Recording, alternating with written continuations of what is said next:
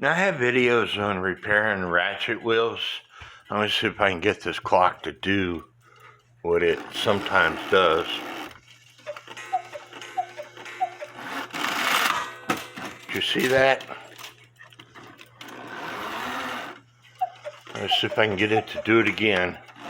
But I'm gonna pull up the weight so you can see it more. The ratchet wheel is slipping on this clock. It's an easy fix for the most part, but you gotta take the movement apart most of the time.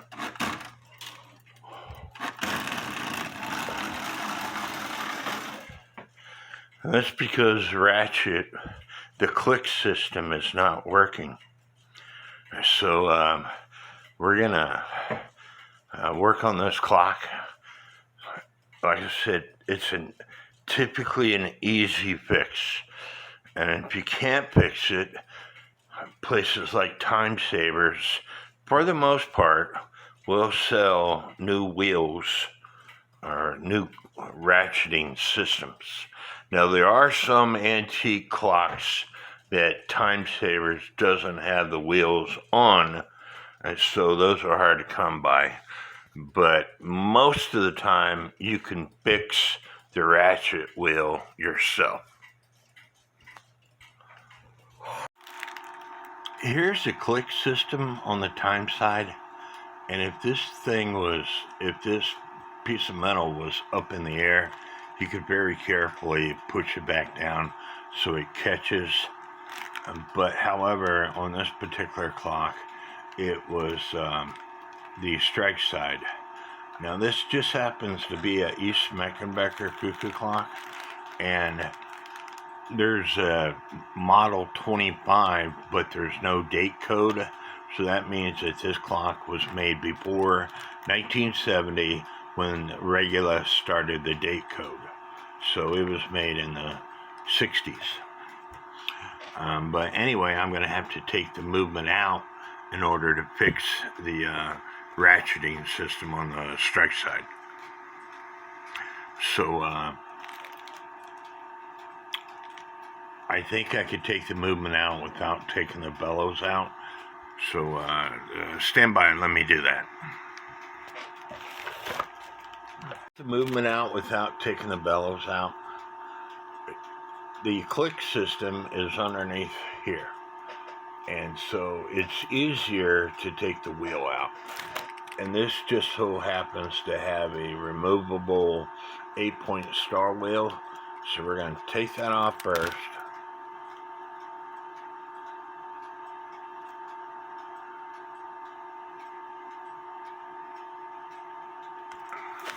I'm going to take that off first.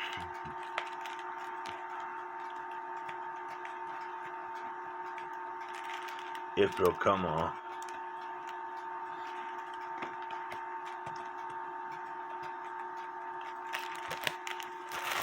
It's trying, it ain't getting there.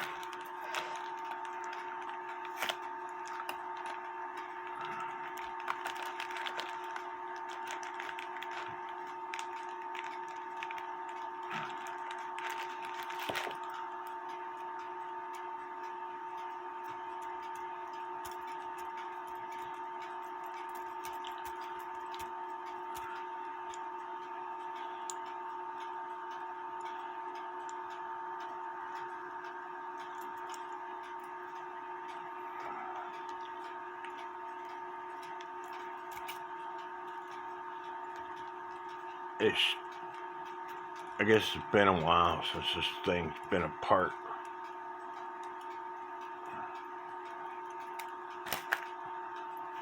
I'm gonna take it off without this camera being in my way. Y'all have seen me use a pair of dikes to take stuff off because they're tapered, but in this case you can't get the dikes underneath, so you gotta find something that's tapered. Well, these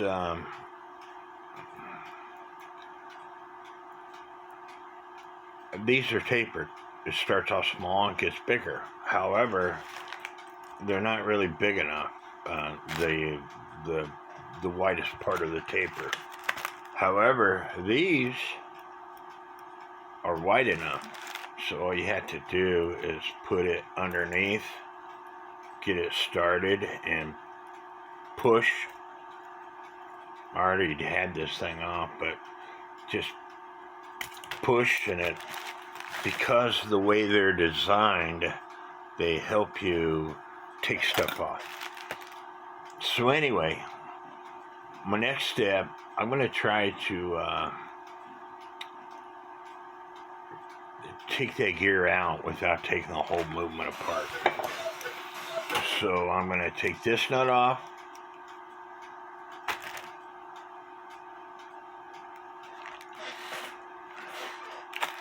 And this nut off. Yeah, I know. I should be getting out my nut drivers. But, anyway. Spread the movement apart. And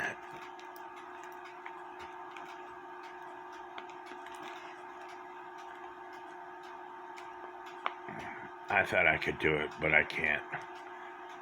So,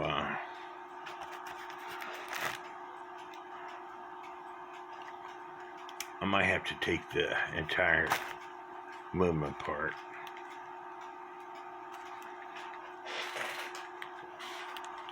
You can take the time side out without a problem. The strike side, because on a one-day movement, the strike side great wheel, because of the 8-point star wheel shaft, it's a little bit more difficult.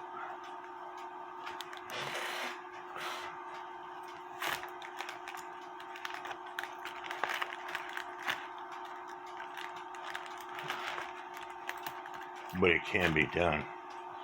So anyway, this is slipping.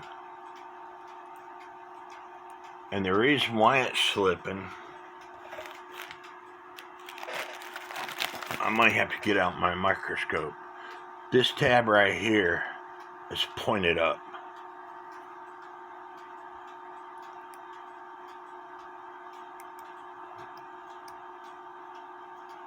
So they need to be bent down some. And all you have to do that is to get a small pair of needle nose pliers or a small pair of tweezers and stick it underneath the piece of metal.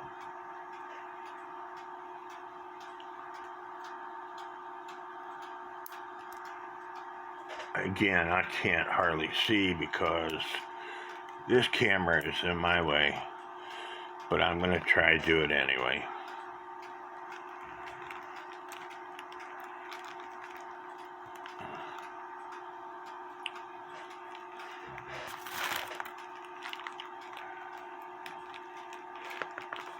And once you got it underneath that piece of metal, you can twist it down like so.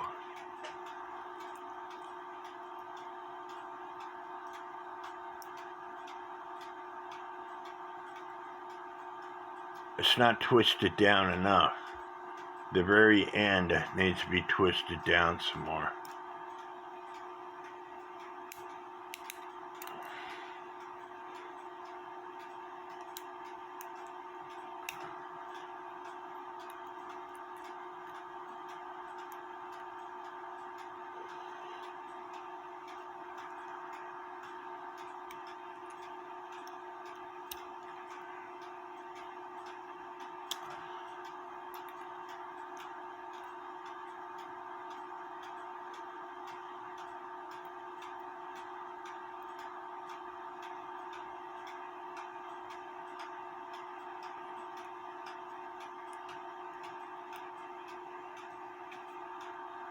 This one might be worn out. The click system itself. I'm going to take this thing apart, so stand by. After putting my eyes on, this one is catching the tooth, but this, the very tip of it, is broke off. So I'm going to break it off some more, That way I could bend this very last part down to catch the teeth. Having a small pair of pliers such as this helps out. I'm not for sure where I bought a set, maybe a Harbor Freight, maybe off the Time Savers, but I was able to put this jaws underneath the metal tab and bend it, and then you have to push it down so it falls underneath the wheel. But as you can see, it's now catching.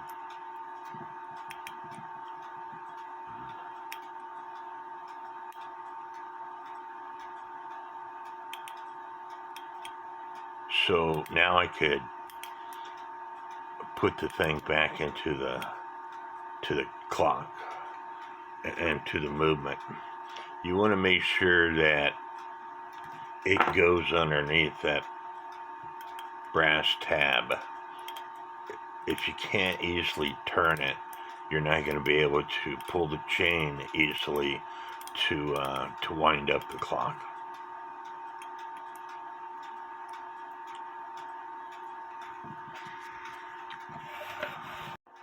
I also bent this side here down some more. In order to do that, I had to put my tweezers underneath the metal, and then I could grab the piece of metal with the pliers and bend it down. If you look really close, the click, it's worn, and it's probably because the metal tabs were broken, and over time it wore what they actually catch out. But it will still work now, and they make them in different kinds. This is the older style, and I just recently found this picture in the NAWCC official Facebook group. But my very first cuckoo clock, the time side gear worn out, the spring worn out, it was broken, and I didn't know what it looked like to figure out how to fix it. So I just ordered another one off the Time Savers, and you can find them, but not all. This is Time Savers recent catalog. I finally got it.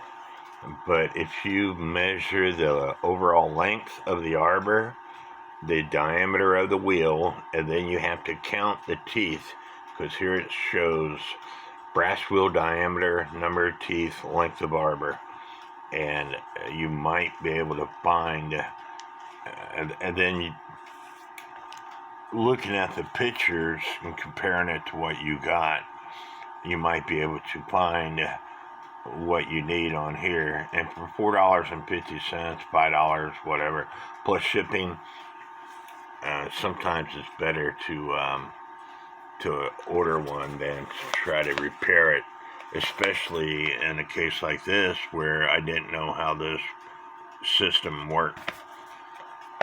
And so again, they don't have all.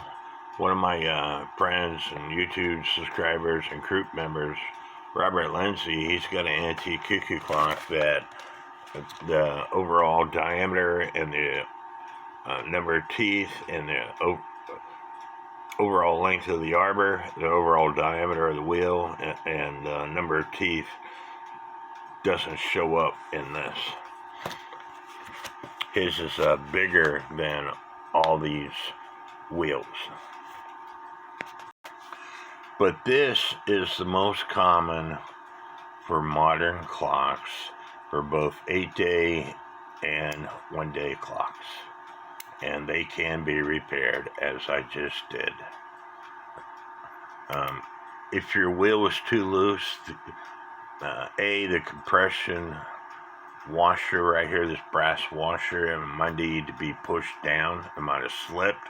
And B, these three-prong compression clip, if I was to loosen this up, if your wheel is too tight, you loosen these up.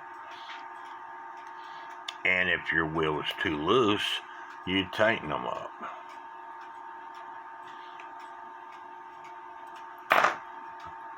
Now there's space in between here, and now I can turn this thing even easier. But if it's too much space, then those tabs are not going to grab a hold of the metal pieces that they grab a hold of. And so you don't want too much slack. It's a diagram from the Cuckoo Clock Repair Manual by William J. Bilger. Right here is the second wheel, and you can see it has a two-prong tab, I guess, on it. When you put that second wheel in, the tabs need to go from 9 o'clock to 3 o'clock position. If you got them from 12 o'clock to 6 o'clock position, your clock isn't gonna work properly. So make sure that the tab position is going from the 9 o'clock to 3 o'clock, 3 o'clock to 9 o'clock position. And you always want to do a function test afterwards. And I put it together so you're not going to be able to see those tabs. But anyway, you always want to do a function test afterwards, because you took the movement apart. You want to make sure everything's working properly. Now these are some different kind of wheels, and I've got a video that discusses wheels and how to repair them. But since we're here you have a click with a wire attached. That wire is attached to the main wheel assembly, and so that puts pressure down on that click. If for whatever reason your wire click isn't staying down, you need to put a bend in this wire or pull it tighter without grabbing a hold of the clicker itself. I don't know what you call that, the wheel with the tabs, notches in it. Here's a brand new one. It's the same system as the one I just showed you. Here's another one. It's a little bit different. You don't actually see the click, the wheel with the notches, but there's a wire that wraps around that catches the click itself. And this is the kind that I showed you that was from that picture. Here's the spring. It's supposed to attach to this wheel, and it goes on, then another spring goes on top, and then the final part. Another system that has a little bitty click and the star wheel, another wire is attached.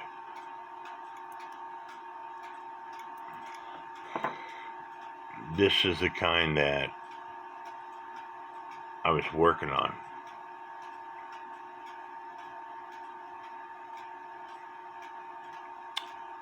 I take that back. Sorry, this is different. This is the kind I was working on. Okay, except for the other wire over here is broken off.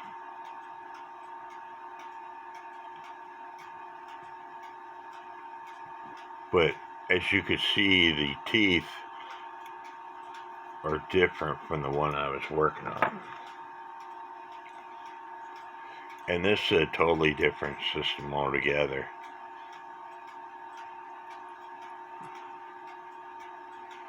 I don't want to take it apart, but there's a click in there. I don't see a wire on it. It's supposed to have a wire on it, but I don't see a wire on it, but it's working properly.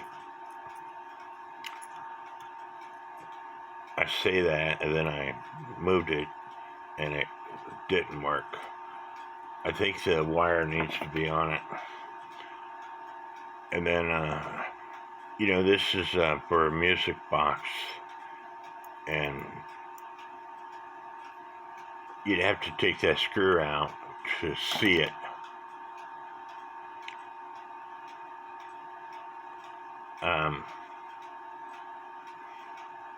I take that apart. You would have to take all this apart to fix this kind. Those two screws is what holds this thing onto the shaft of the clock for the music box. But anyway, this system is fixed, and even though this clock is not a very sought-after Smeckenbecker clock, I just want to touch this subject just a little bit. If you take your clock, because you bought a Smeckenbecker, let's say a Smeckenbecker Cathedral clock, and I have seen them sell for $1,000. Or the Smeckenbecker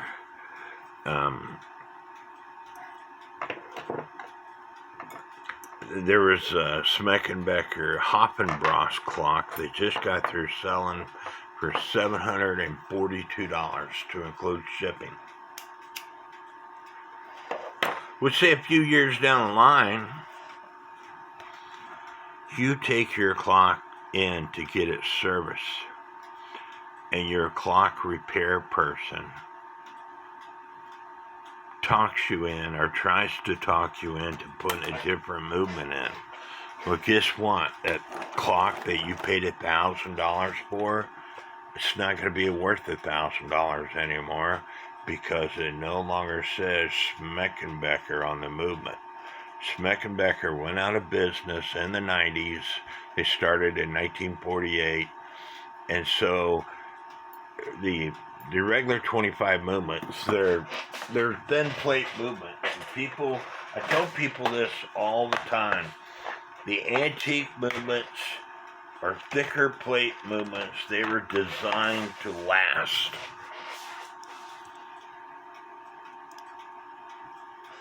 This thing is going to be about 1 millimeters in thickness. 1.1, 1.08, 1.1.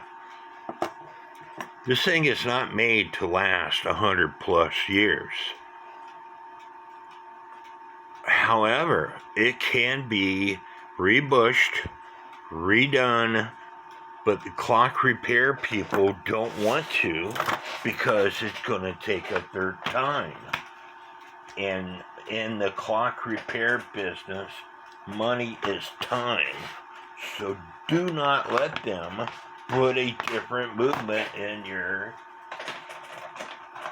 clock.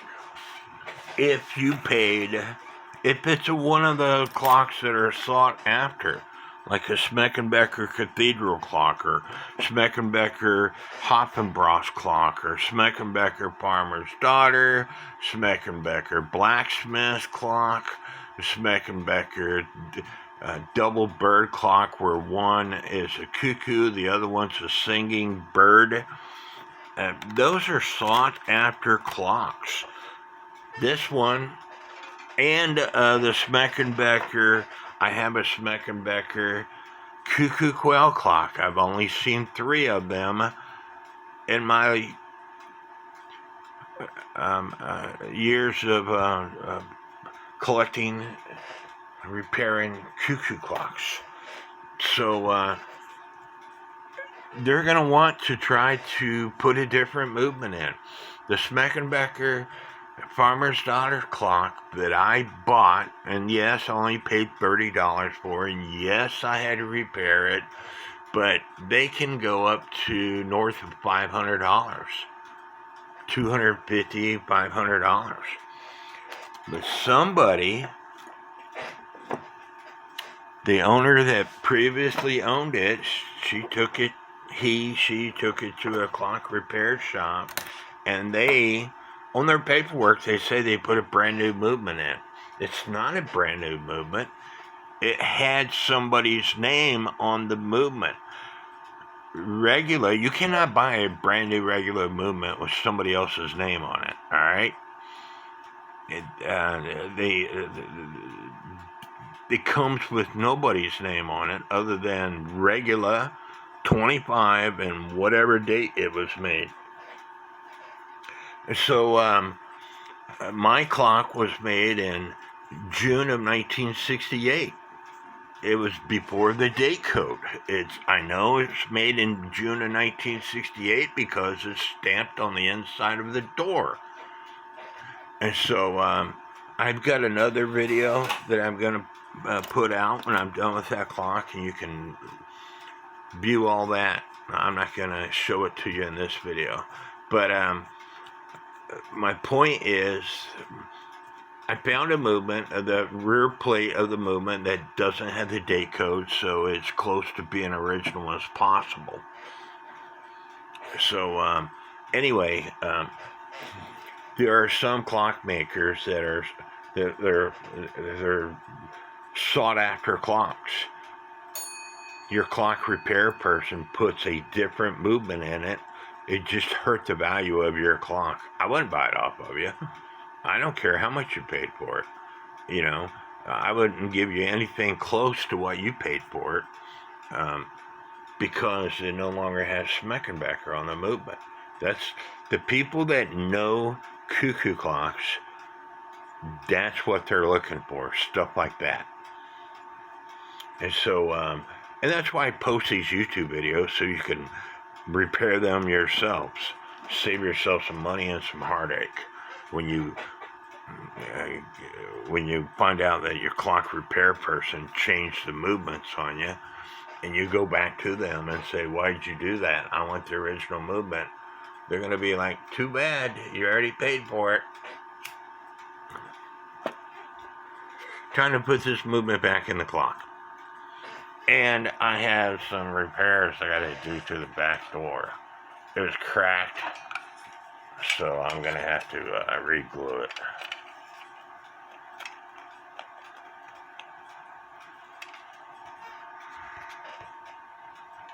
I just want to mention that there's other things that can make your weight drop to the floor on the strike side. If the governor fan came out of its hole, then the system is just going to spin, and it won't catch.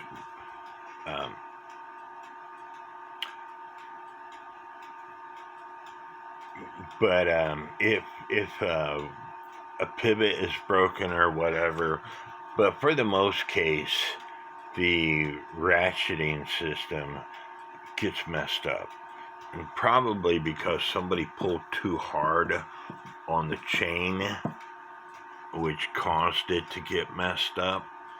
So if you have to pull hard on the chain to wind your clock, there's another issue. Don't do it, or you're going to break something. I still got to put the 8-point star wheel on. And when you do that, you want to make sure it just got through cuckooing. And so I'm going to hold the rack so it doesn't move. And I'm going to put this governor fan on. I should have cleaned out the hole first.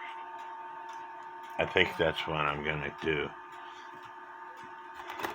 Just clean out the hole so it goes on easier.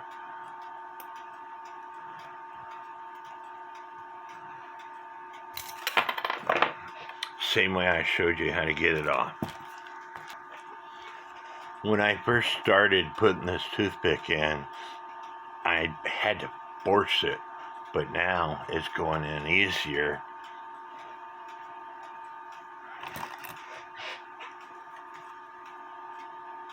I might have to broach out the hole. I broke the toothpick.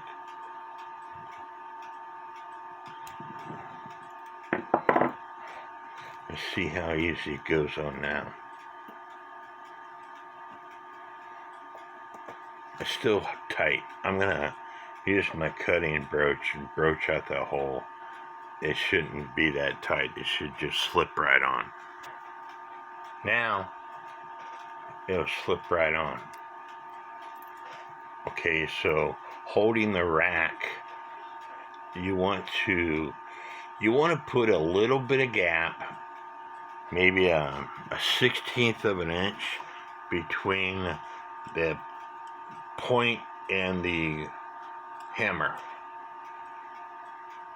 And the reason why you want to do that is because when the clock goes into warning at 5 minutes till the hour, or 25 minutes past the hour, the second wheel will turn just a little bit, or can turn just a little bit, and which will cause your clock to gong before the half hour, before the hour, because this turn will turn just a little bit.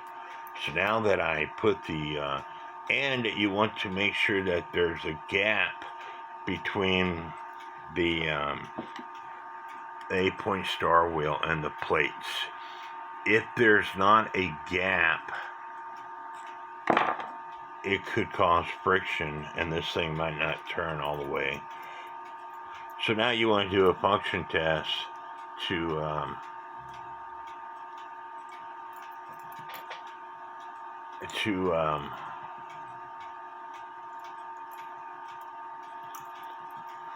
make sure that the levers are going to occupy the same space, the proper space when they're done, and make sure that your chain stays on the wheel as you do this function test. Mine came off the wheel, which is no big deal. I'll just put it back on the wheel.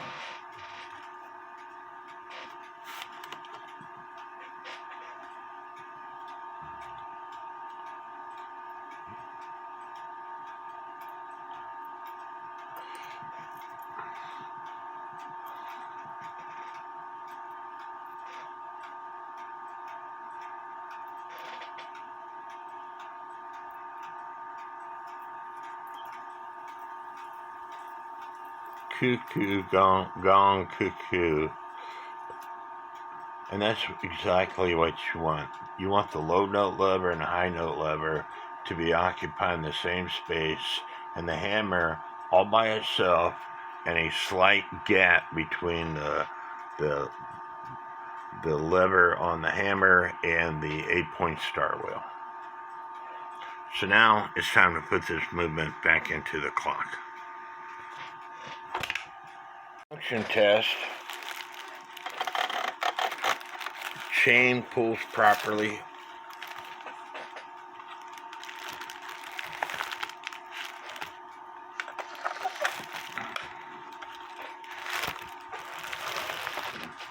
Let's see if I can do it to where y'all see it.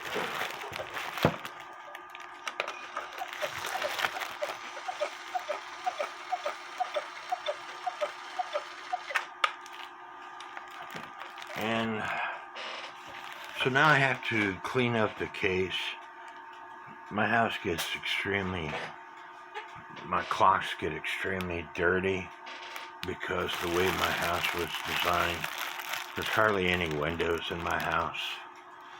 Most of the windows that I have in my house are in my bedroom. I have 2. And I got one in my bathroom. And there's one upstairs. And then there's one above my main door. It's just the way the house was designed. And because of that, it gets extremely dusty, I believe. But anyway, I'm going to clean up this clock and get it hanging back on the wall. We'll see you in a bit. Now this video shows you how I repair broken parts. How you repair them, it's up to you. But I have done this to several of my clocks, especially where one of the ears break off and I have to make a new ear. What I do is I figure out where the part goes, and then I drill holes. And then I have wires that I sharpened, and I'm going to stick in those holes. And I'm going to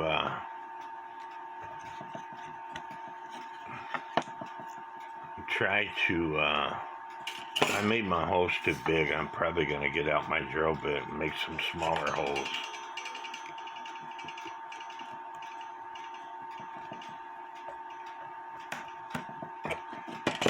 But the sharpened wire, the point behind this is when you, and I made this wire too big, when you put the parts together, you can manipulate the wire to help hold it. Let me get out my Dremel, or my smaller drill bits, and make a smaller hole in that, so stand by. And with the wires, you put your glue on and you can manipulate it. See how this is not up at the top? You can force it to get up to the top. And you know, this thing was cracked at the beginning, but the wire, it will help hold it in place as the glue dries. And of course I'll put clamps and stuff on, but just a thought. Is it going to be perfect? No, it is broken. To try to get something perfect like this, you would have to spend a lot more time than what I'm going to. It's the back door. It'll work. I got glue down, and I got some blue tape down. Now I'm going to clamp this door to this board in a few different spots to allow it to be stuck together. And once it's dried, the blue tape will come, or it should come, right off the door. And you might have to take some color markers and touch up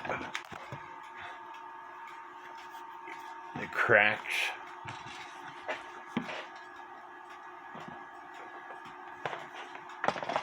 But you should be okay.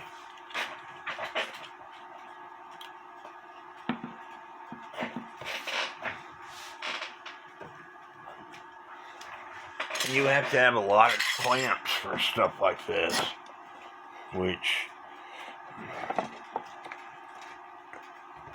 and the right clamps. I don't think this is the right clamp.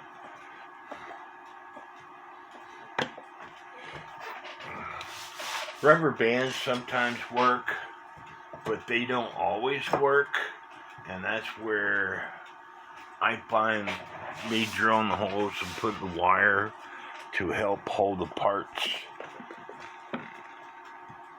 as the glue dries helps out. In this case, I went all out. I used rubber bands, I used wire, and the clamps. Now I just got to wait for it to dry. So tomorrow I'll take it apart and put it on the clock. And here it is, hanging back on the wall. And as you can see, the ratchet's wheels work just fine. Now I'm just gonna wait a half hour to start it up. I hope y'all enjoyed this video. Leave me some comments. And may God bless each and every one of you.